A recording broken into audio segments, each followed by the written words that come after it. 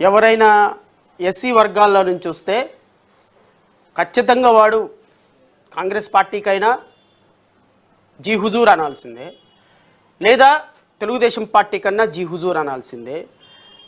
ఏ వ్యక్తిగతంగా ఇండిపెండెంట్గా నిలబడితే, ఇండిపెండెంట్గా ఒక పార్టీ పెట్టి నిలబడితే, ఇండిపెండెంట్గా తన భావజాలాన్ని అన్ని పార్టీలను విమర్శిస్తూ ప్రజల కోసమే నిలబడితే వాడిని తొక్కేసేటువంటి ప్రయత్నం ఈ దుర్మార్గమైనటువంటి సమాజం, ఈ మీడియా ప్రతి ప్రతి ప్రతి క్షణం, ప్రతి రోజు, ప్రతి గంట, ప్రతి సంవత్సరం, ప్రతి ఎలక్షన్లో ఒక దుర్మార్గకరమైన ప్రయత్నం చేస్తుంటే దీన్ని ఆపాల్సినటువంటి బాధ్యత, దీన్ని ఈ ఈ ఈ వ్యవస్థని ఢీకొట్టి, ఈ వ్యవస్థలో నుంచి ఢీకొట్టి ఒక సూర్యుడిలాగా బయటకు రావాల్సినటువంటి బాధ్యత మన మీద ఉందా లేదా?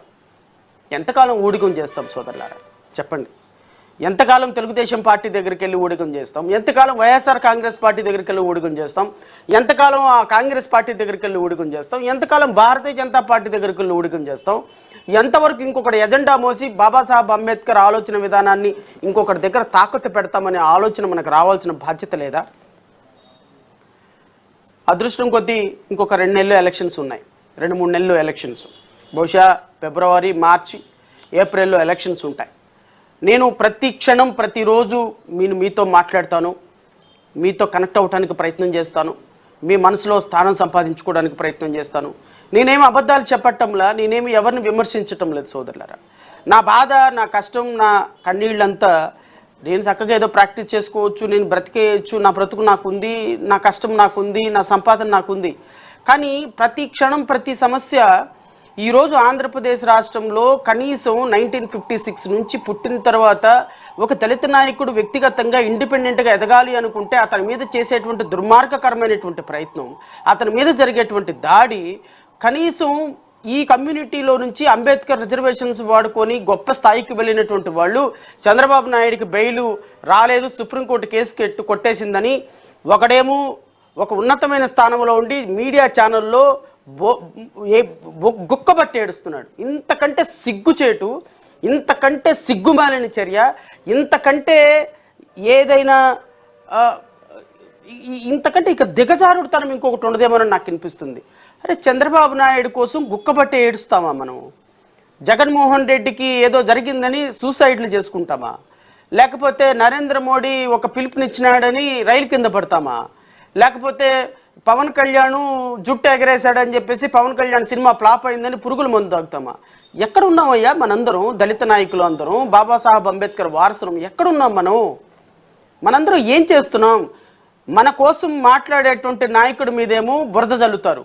Pawan Kalyan Telugu Desam party, Janasena party, YSR Congress party ఎదజల్లితే వాళ్ళ దగ్గర ఎంగిలి మెతుకులు తీసుకొని, ఎంగిలి మెతుకులు ఏరుకొని నాయకుల మీద మన కోసం మాట్లాడే నాయకుల మీద విమర్శలు చేస్తాము. మళ్ళీ మాట్లాడేది అంబేద్కర్ గురించి. చెప్పండి, ఈ రాష్ట్రంలో నేను చేసిన తప్పేంటి చెప్పండి? దళిత బిడ్డల కోసం ఒక పార్టీ పెట్టడం నేను చేసిన తప్ప? బడుగు బలహీన వర్గాల కోసం, వాళ్ళ కోసం కేసులేసి, వాళ్ళ కష్టాల కోసం, వాళ్ళ కోసం ప్రతి క్షణం మీడియాలో మాట్లాడి ప్రభుత్వాన్ని ఎదిరించడం నేను చేసిన తప్ప? డాక్టర్ సుధాకర్ కోసం పోరాటం నేను చేసిన తప్ప? ఒక డ్రైవర్ను కొట్టి చంపేస్తే రాజకీయ పార్టీలన్నీ కూడా ఇళ్లలో నిద్రపోతూ ఉంటే 3 రోజులు రోడ్డు మీద కూర్చొని నిరాహార దీక్ష చేసి మార్చిరీల దగ్గర కూర్చొని అనంతబాబుని అరెస్ట్ చేసేంత వరకు ఆ జిల్లాలో నుంచి కదలకుండా కూర్చొని ఆ కుటుంబ సభ్యుల్ని కాపాడి అనంతబాబు విషయంలో అరెస్ట్ చేయించి సుబ్రహ్మణ్యం కుటుంబానికి న్యాయం చేయటం నేను చేసిన తప్ప? ఎక్కడున్నారు మీరంతా ఆ రోజున? ఈ మాట్లాడే నాయకులందరూ ఎక్కడున్నారు ఆ రోజున? శిరోముండనం చేయించుకున్న వరప్రసాద్ విషయంలో హైకోర్టులో వాదనలు వినిపించి శిరోముండనం వరప్రసాద్కి సంబంధించి అన్ని కేసెస్లో కూడా తనకి న్యాయ సహకారం అందించడం నా తప్ప? అబ్దుల్ సలాం కుటుంబం చనిపోతే అబ్దుల్ సలాం కుటుంబం దగ్గరికి వెళ్ళి వాళ్ళ కుటుంబ సభ్యులను పరామర్శించి వాళ్ళ కోసం హైకోర్టులో, సుప్రీంకోర్టులో ఫైట్ చేసి వాళ్ళందరికీ సంబంధించినటువంటి బాధితులకు రావాల్సినటువంటి పరిహారాలన్నీ ఇప్పించి ప్రభుత్వం దగ్గర నుంచి ఆ కుటుంబానికి న్యాయం చేయటం నేను చేసిన తప్ప? స్నేహలతారెడ్డి చనిపోతే అనంతపురం వెళ్ళి వాళ్ళ అమ్మ నాన్నని కాపాడి, వాళ్ళ అమ్మ నాన్నకి భరోసా ఇచ్చి, వాళ్ళకి 5 ఎకరాల పొలం ఉద్యోగం ఇప్పించేంత వరకు మొత్తం దగ్గర ఉండి మొత్తం చూసి, మళ్ళీ ఆ పొలంలోకి వాళ్ళని లానివ్వకపోతుంటే తీసుకొచ్చి ఇక్కడ హైకోర్టులో కేసు వేసి వాళ్ళకి న్యాయం చేయటం నా తప్ప?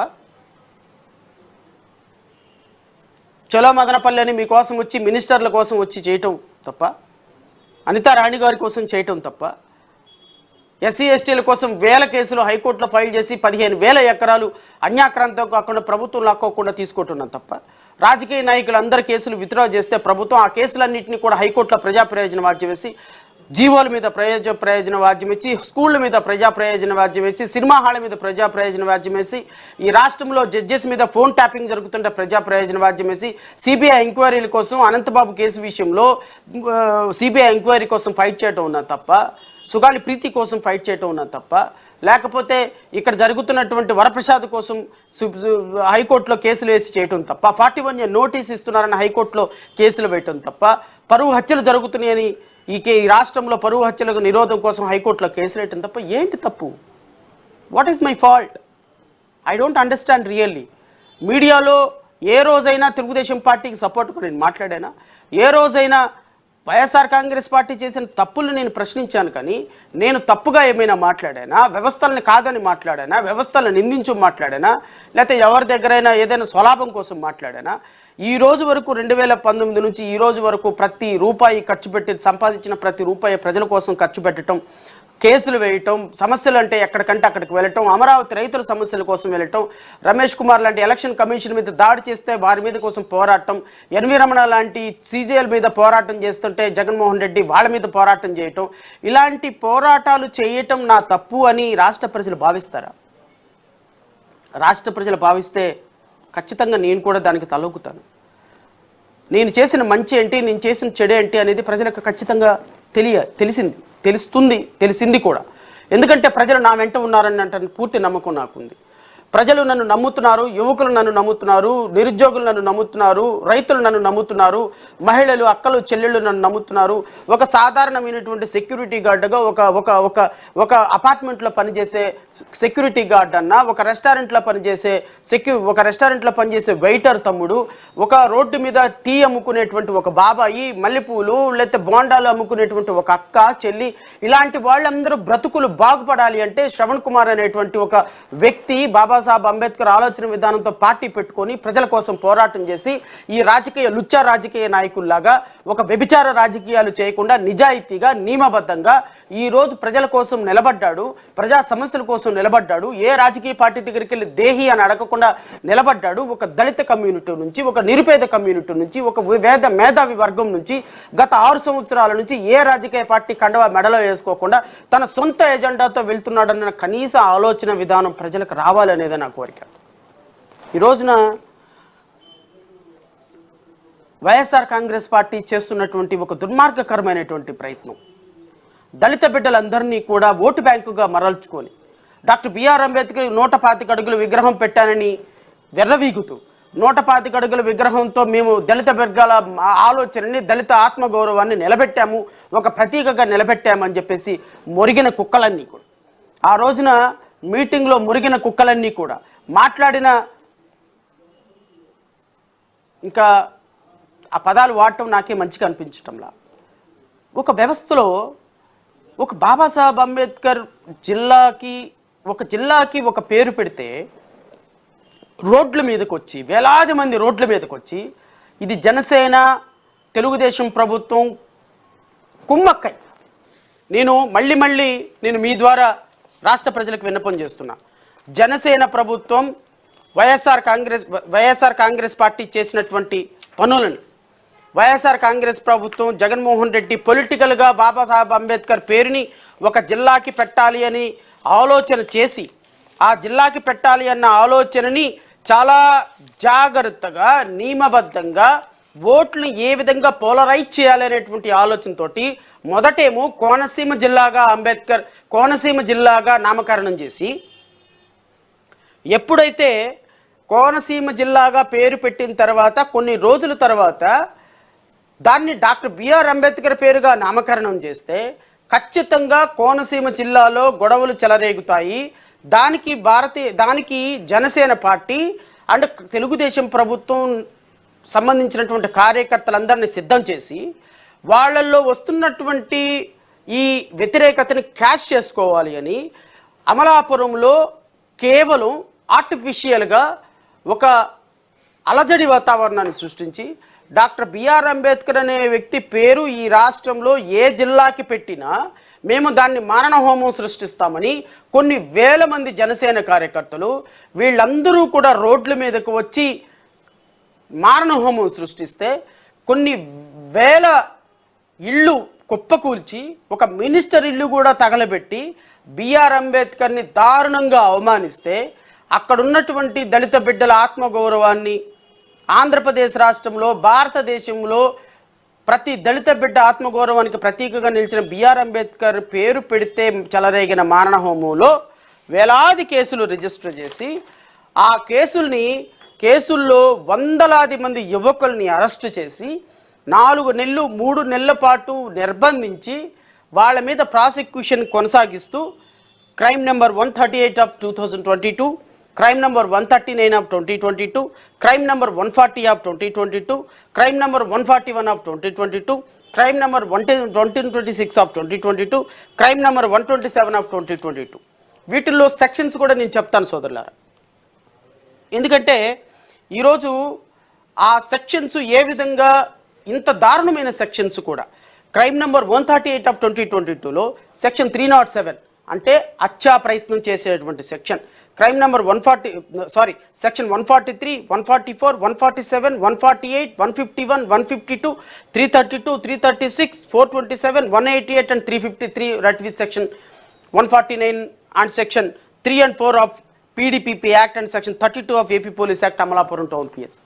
ఇన్ని వందల కేసులు, ఇన్ని వందల మంది మీద 15 నుంచి 20 సెక్షన్స్ వరకు పెట్టినటువంటి కేసులు మొత్తాన్ని అంబేద్కర్ పేరు పెడితే ఆ అంబేద్కర్ పేరును కూడా అవమానపరుస్తూ చేసినటువంటి కేసులు మొత్తాన్ని జీఓఆర్టీ నెంబర్ 1566 డేటెడ్ 20/12/2023 ద్వారా ఈ రాష్ట్ర ప్రభుత్వం చేసినటువంటి ఒక దుర్మార్గకరమైనటువంటి ప్రయత్నం. The Director General of Police Andhra Pradesh Mangalagiri in his letter in the reference second right above for the reasons mentioned therein has submitted the proposal of the government for withdrawing of prosecution cases. అంటే మంగళగిరిలో DGP office ఈ cases అన్ని withdraw చేయమని చెప్పేసి proposal పంపించిందంట. All cases against accused మీద ఉన్నటువంటి అత్యంత సీరియస్ నేచర్ ఆఫ్ అఫెన్సెస్లో ఉన్నటువంటి ప్రతి కేసును కూడా విత్డ్రా చేసి ఈరోజు డాక్టర్ బిఆర్ అంబేద్కర్ పేరు మీద చెలరేగినటువంటి మారణ హోమాన్ని కేసెస్ని విత్డ్రా చేసి ఈరోజు డాక్టర్ బిఆర్ అంబేద్కర్ని అవమానపరిస్తే, డాక్టర్ బిఆర్ అంబేద్కర్ పేరు పెట్టిన సందర్భంలో చెలరేగినటువంటి గొడవలను అవమానపరిస్తే మీరు దళిత ఆత్మగౌరవానికి ప్రతీకని ఎలా మాట్లాడగలుగుతారు అని నేను అడుగుతున్నా. ఈరోజు ఆ రోజు 125 అడుగుల విగ్రహం పెట్టినప్పుడు మాట్లాడినటువంటి ప్రతి నాయకుడు కూడా ఈ కేసెస్ ఇలా ఎత్తివేస్తే రేపొద్దున మా బిడ్డలకు మేము ఏం సమాధానం చెప్పాలండి, మా ఆత్మగౌరవానికి ఏ సమాధానం చెప్పాలి? ఈ విధంగా కేసులు ఎత్తేసి 125 అడుగుల విగ్రహం అంటే 125 అడుగుల విగ్రహం పెట్టినందుకు దళిత బిడ్డలందరనేమో వైఎస్ఆర్ కాంగ్రెస్ పార్టీకి ఓటేయాలి. ఈ ఓట్లన్నీ తీసేసి ఈ కేసులన్నీ తీసేసినందువల్ల మిగతా కమ్యూనిటీల ఓట్లు కూడా వైఎస్ఆర్ కాంగ్రెస్ పార్టీకి రావాలి. అంటే విగ్రహం పేరు పెట్టడంలోనూ రాజకీయం, పేరును మార్చటంలోనూ రాజకీయం, విగ్రహం పెట్టడంలోనూ రాజకీయం, కేసులు పెట్టడంలోనూ రాజకీయం, కేసులు ఎత్తివేయటంలోనూ రాజకీయం. కాదేది కవితకు అనర్హం, కుక్క పిల్ల అగ్గిపుల్ల సబ్బు బిళ్ళ కవితకు అనర్హం అని ఈ రోజున ప్రతి ఒక్క యాక్టివిటీని కూడా మీరు కేసులని కూడా ప్రతి ఒక్క యాక్టివిటీని మీ రాజకీయాలకు వాడుకుంటే ప్రశ్నించాల్సింది ఎవరండి? తెలుగుదేశం పార్టీ కాదా? ప్రశ్నించాల్సింది ఎవరండి? జనసేన ప్రభుత్వం కాదా? జనసేన తెలుగుదేశం ప్రశ్నించకుండా ఈ రోజున మాకెందుకులే, మాకు సంబంధం లేదు, వీటి మీద ప్రశ్నిస్తే ఈ కులం ఓట్లు మాకు పోతాయి అని కూర్చుంటే ఈరోజు ఈ రాష్ట్రంలో ఇలాంటి కేసెస్ను విత్డ్రా చేయాల్సిన అవసరం ఏంటుందని నేను అడుగుతున్నా. రేపొద్దున వీళ్ళు తప్పు చేసి ఉంటే వీళ్ళ మీద నాకేం కోపం లేదు. ఈ పిల్లలందరూ కూడా తప్పు చేసి ఉంటే చట్టం శిక్షిస్తుంది, తప్పు చేయకపోతే చట్టం నిర్దోషిగా విడుదల చేస్తుంది. ఇలాంటి కేసెస్లో మీరు ఈ విధంగా మొదటిలోనే కేసెస్ విత్డ్రా చేయటం వల్ల రేపొద్దున వీళ్ళు ఈ విధంగా యాంటీ సోషల్ ఎలిమెంట్స్గా రేపొద్దున ఇంకొక కార్యక్రమానికి వెళ్తే ఈ రాష్ట్ర ప్రజల లా అండ్ ఆర్డర్ ఏమవుతుందని ఆలోచించుకోవాల్సిన బాధ్యత లేదా? అంటే మీ రాజకీయాల కోసం అంబేద్కర్ను వాడుకుంటారా? మీ రాజకీయాల కోసం అంబేద్కర్కు జరిగిన అవమానాన్ని ప్రశ్నించకుండా ప్రతిపక్ష పార్టీలు ఉంటాయా? జై భీమరావు భారత్ పార్టీ అలాంటి పార్టీ కాదు సోదరులారా. దీని మీద నేను హైకోర్టులో ప్రజా ప్రయోజన వాద్యం వేశాం. ఖచ్చితంగా అది రాబోయే 2 రోజుల్లో హైకోర్టులో హియరింగ్కి వస్తుంది. నేనైతే ఖచ్చితంగా రాష్ట్ర ప్రజలకి హామీ ఇస్తున్నా, దీంట్లో ఖచ్చితంగా డాక్టర్ బిఆర్ అంబేద్కర్ అభిమానులకి ఆత్మగౌరవిక ప్రతీకగా నిలిచిన ప్రతి ఒక్కరికి కూడా న్యాయం జరుగుతుందని నేనైతే భావిస్తున్నా. ఇలాంటి పోరాటాలు చేసేటువంటి వ్యక్తుల్ని సపోర్ట్ చేయకుండా ఈరోజు రాష్ట్రంలో కనీసం ఒక్క నాయకుడిని కూడా మనం తయారు చేసుకోలేకపోతే, ఒక్క ప్రశ్నించే నాయకుడిని కూడా మనం తయారు చేసుకోలేకపోతే, ప్రతి నాయకుడు తెలుగుదేశం పార్టీ దగ్గరకో, జనసేన పార్టీ దగ్గరకో, లేకపోతే వైఎస్ఆర్ కాంగ్రెస్ పార్టీ దగ్గరకో వెళ్ళి కాళ్ళు పట్టుకొని జీ హుజూర్ అని మాట్లాడేటువంటి తత్వం ఉంటే ఇంకా ఎన్ని సంవత్సరాలకి బాబాసాహెబ్ అంబేద్కర్ కోరుకున్న ఈ రాష్ట్రంలో రాజ్యాధికారం, లేకపోతే ఈ దేశంలో రాజ్యాధికారం సాధించగలం? చాలామంది ఈ ప్రశ్న అడగటానికి కూడా భయపడిపోతున్నారు. నేను మీ ద్వారా వాళ్ళందరికీ చెప్తున్నా, 2014లో అరవింద్ కేజ్రీవాల్ ఢిల్లీలో పార్టీ పెట్టిన రోజున ఆ రోజు ఆయన అధికారం సాధిస్తాడని నేను అనుకోలే. అట్ ది సేమ్ టైం అక్కడి నుంచి పంజాబ్లోకి వెళ్తాడని నేను అనుకోలే. మాన్యశ్రీ కాంచీరాము ఉత్తరప్రదేశ్లో గెలుస్తాను, అక్కడ ఖచ్చితంగా రాజ్యాధికారం సాధిస్తాను, 4 సార్లు ముఖ్యమంత్రి చేయగలనని ఆయన అనుకోలే. విజయం అనేది ఒక అడుగుతోనే మొదలవుతుంది సోదరు గారు. ఆ విజయము మీకు ఈరోజు దక్కకపోవచ్చు. అరవింద్ కేజ్రీవాల్ లాగా 10-15 సంవత్సరాలు కష్టపడాలి. కాంచీరామ్ గారు లాగా ఒక దీక్షతోటి, అకుంఠిత దీక్షతోటి ముందుకు నడవాలి. నేను పార్టీ పెట్టి 1 సంవత్సరంన్నర అవుతుంది. రేపొద్దున 200 కాన్స్టిట్యున్సీల్లో నేను అభ్యర్థులను నిలబెడుతున్నా. ఖచ్చితంగా ఇది చాలా గొప్ప విజయం. భారతదేశ చరిత్రలో, లేకపోతే ఆంధ్రప్రదేశ్ రాష్ట్ర చరిత్రలో 1956 తర్వాత 200 మంది కాన్స్టిట్యున్సీ అభ్యర్థులను నిలబెట్టగలిగినటువంటి ఏకైక పార్టీగా జడా శ్రవణ్ కుమార్ పార్టీ, జై భీమరావు భారత్ పార్టీ నిలవబోతుంది. ఈ జై భీమరావు భారత్ పార్టీ రేపొద్దున 200 మంది అభ్యర్థులతోటి ఎలక్షన్ నామినీ బరిలో నిలవబడుతుంది. ఖచ్చితంగా వేలాది ఓట్లతోటి పార్టీల భవితవ్యాన్ని మార్చబోతుంది. ఇది మీరు ప్రజలు డిసైడ్ అయ్యారు. ఖచ్చితంగా మేము మీటింగ్లు పెట్టకపోవచ్చు, లేకపోతే మేము ప్రతిరోజు మీడియాలో కనెక్ట్ అవ్వకపోవచ్చు, లేకపోతే మా పార్టీ ప్రతి క్షణం రోడ్ల మీద కేకులు కట్ చేసుకొని, లేకపోతే ఇంకొకటి చేసి ప్రజల్లో చాలా సీరియస్గా పాదయాత్రలు చేసో లక్షల కోట్ల రూపాయలు, వేల కోట్ల రూపాయలు ఖర్చు పెట్టలేకపోవచ్చు. కానీ మా దగ్గర ఆశయం ఉంది. ప్రజలు మమ్మల్ని ఆశీర్వదిస్తారు. ఆశీర్వదించడానికి వాళ్ళు సిద్ధంగా ఉన్నారు. మా ఆలోచన, మా మనుగడ, మా మాట, మా పనితనం ఖచ్చితంగా ప్రజలు మెచ్చుతారనే ఆలోచన అయితే ఉంది. ఆంధ్రప్రదేశ్ రాష్ట్ర చరిత్రలో మొదటిసారిగా జై భీమరావు భారత్ పార్టీ 2024 సంవత్సరంలో ఒక చరిత్ర సృష్టించబోతుంది.